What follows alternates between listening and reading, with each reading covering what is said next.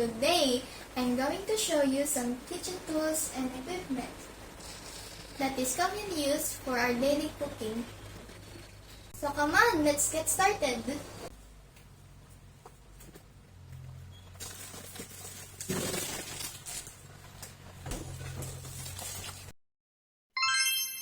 Question: what is the difference between kitchen tools and kitchen equipment? Kitchen equipment is usually powered by electricity or gas, like your refrigerator or gas. While utensils are tools used to cook with, like your spoon, fork, knives, cutting board, trivet, etc.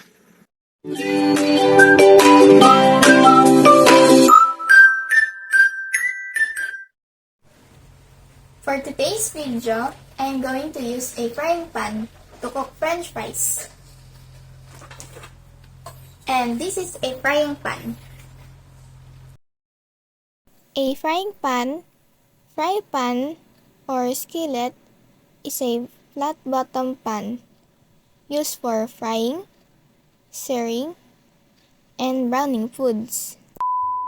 Let us see how it works.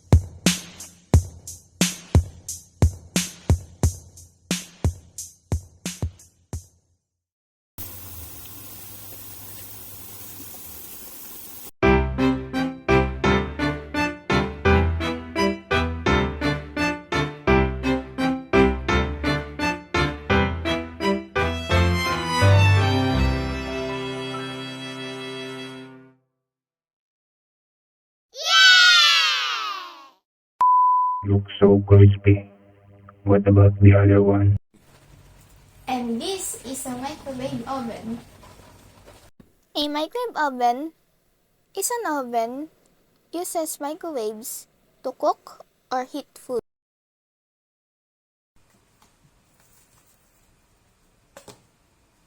Using microwave oven is so quick and easy. Just turn on the oven, put your leftover food from the fridge, and select a timer. Then, press the start button.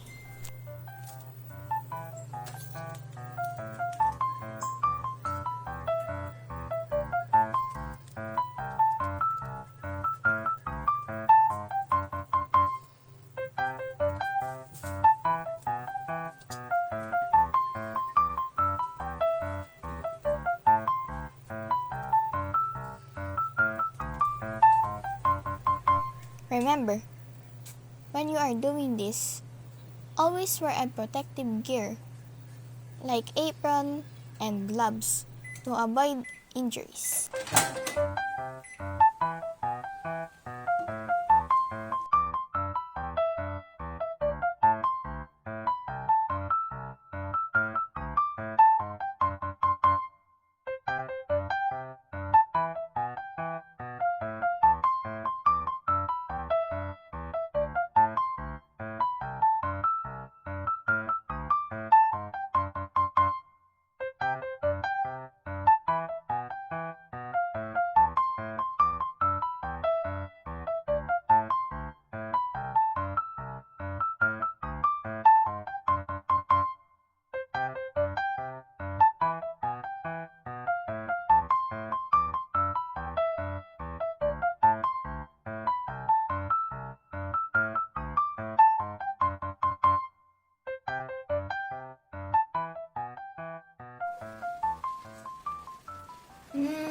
Yummy. Want some? And these are the safety tips in using kitchen tools and kitchen equipment.